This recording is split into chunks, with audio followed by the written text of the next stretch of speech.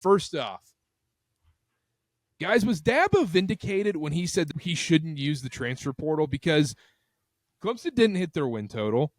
They were pretty underwhelming throughout the season, yet they still go 9-3 in the regular season, win the ACC title somehow, and now they're sitting in the college football playoff. I'll start with you, Connor. Is Dabo vindicated for all of his anti-transfer portal rhetoric? I think vindicated is the wrong word, because in the transfer portal, congratulations, Dabo, you didn't add any pieces to your team that could help you win. This isn't a matter of being vindicated. It's Clemson went 9-3. They were underwhelming. They should have been better in a weak ACC conference. Yes, they ended up winning it. But what's the downside of the transfer portal? I refuse to add anybody. I'm going to take a stand. They could have added a wide receiver that would have helped Katie Klubnik out a lot this year, and we're going to see that glaring weakness in the first-round matchup against Texas. So I'm going to say, as of right now, sure, he can give himself a moral pat on the back, but until this season is over, I'm not ready to say it's vindicated, because I think there's going to be some glaring holes on that Clemson team in this first-round game. What do you think needs to happen for him to be vindicated? It's kind of like if they beat Texas, this is a massive win for Dabo.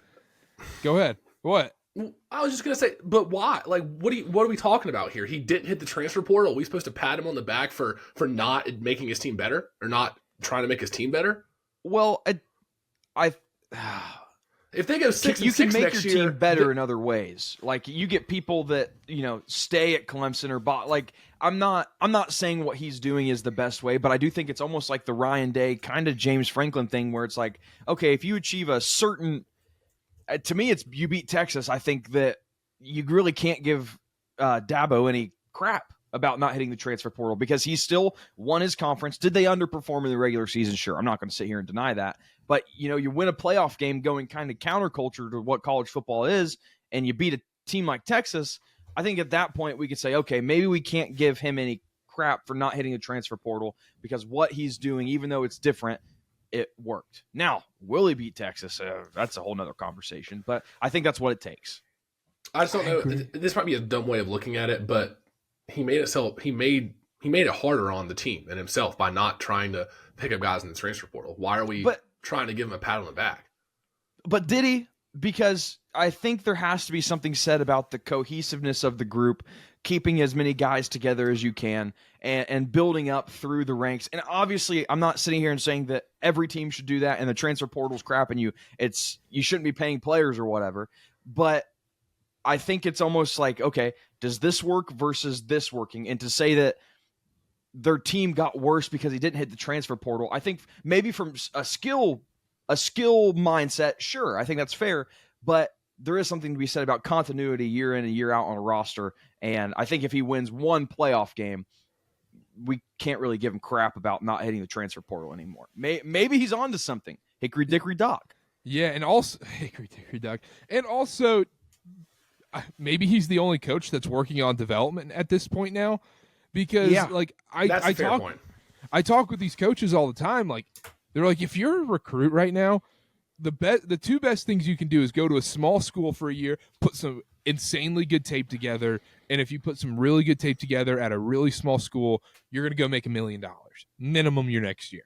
Or you could go to a big school, redshirt, use their strength and conditioning coaches, get you ready, go to that small school, make sure you're able to dominate, and then transfer again, you're going to make $1 million. And so, but with Clemson, it's the old-fashioned model of you're going to come here, you're going to play 3-4 years, you're going to develop over time. And the problem is, it feels like the talent they have in the building is just capped. And well, that's what I was going to say. Bottom line is they could have used a number one wide receiver this year, a number one option, a big 6'5" guy to go up and help Katie Klubnik in the red zone. And yeah, you can give Dabo a pat on the back for not hitting the portal and continuity, but in this day and age of college football and transfer portal NIL, does that really matter that much? I think, like, I understand your point, Dylan and Carter, but I just don't think it has that big of an effect on a team. I think you didn't add 5 guys in the portal, so we're going to be all together now. We're going to come together as a unit. It's not remember the Titans. I think today it's got to be a blend. I guess. Because there's always going to be clear holes on your team, whether, let's say, it's wide receiver. Then you got to plug those holes a little bit, but you're going to be, as long as you're fine in the other areas, and then, okay, we need a left tackle. Let's go get this left tackle. You don't need these complete overhauls like these schools do year in and year out. But I can't believe we started with Clemson, though. Let's look at Indiana. Like, I understand transfers came in, but Cignetti brought his guys from JMU. I mean, that whole roster is pretty much JMU 2.0, other than Curtis Rourke. And it's, this is a crew that played, they didn't play Power 5 football. They played smaller football, and they come into the Big Ten, and they did what they did. We could sit here and talk about their schedule. I think you're right, Carter. It's like it's a mix of having a core and having an actual team. Where I get stuck is it's almost like it's a transaction to where I don't know how many Clemson players left last year. I don't have the numbers off the top of my head, but it's like, hey, if you don't leave us, we won't bring anybody in, and we will work on developing this core and get you ready for the NFL. If both sides, the players and the coaches and the entire coaching staff, buy into that premise, then I think this works. But if you have any level of distrust there and you have guys transfer out, or you go behind their back and go get a transfer and completely bail on your word as a coach, then there starts to be an issue there, which is maybe a tightrope that coaches don't like. Dion doesn't want to walk that tightrope. He's just saying, I'm going to go get the best guys. Last thing I'll say about this before we move on, I think you're right in that regard. I'm not saying do the full Dion and have a whole roster turnover, but like other than swearing off the transfer portal completely is like, why not get 4 or 5 guys just to fill in different gaps on your team? I'm not saying bring in 20 new guys and uproot the people that have been in the program for 3 years, but a few guys around the fringes, I don't think you should completely cut off your ability to do that. So I don't agree with his decision to just be like nothing, all or nothing. I want to go on the record. I don't think it is the right way to run a team to just completely swear off the transfer portal, but I do think one playoff win and people can't give them crap for it. You win your conference and you have a playoff win. So let's say they were playing a team at SMU's caliber. Does that one playoff win vindicate it? Or is it just because they would be winning on the road against Texas?